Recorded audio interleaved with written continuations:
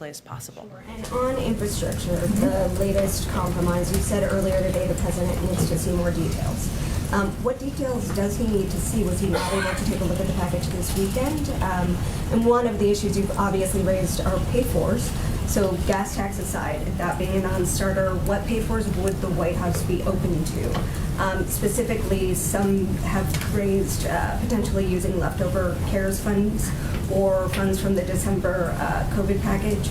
Would those be feasible? And do you want to see the package ultimately fully paid for? Well, first let me say that the president's pledge was not to raise taxes on Americans making less than $400,000 a year. And the proposed gas tax or vehicle mileage tax would do exactly that. So that is a non-starter for him.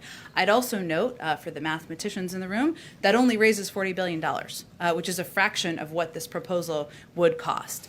The president has proposed a range of ways to pay for this package, including ways that would not violate the red lines the Republicans have put forward. One of them is ensuring the highest, wealthiest individuals in this country pay what they're supposed to pay as it relates to taxes, additional tax enforcement, which would raise a great deal more by multiples of what the gas tax would raise, and it would fall on for predominantly wealthy Americans and just ensure they're paying the taxes they owe.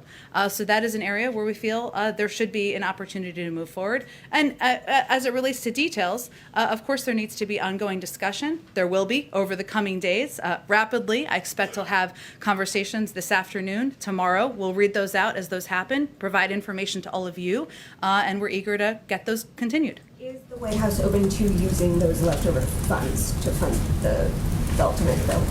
Well, one, there's minimal, very small amounts that would be left over, and many of those small amounts have already been allocated, or they are to help small businesses, help keep cops and firefighters on the beat. And so we feel the best proposal that does not violate the red lines that the Republicans have put forward would be tax enforcement and some other proposals the president's already put on the table. Lastly, on voter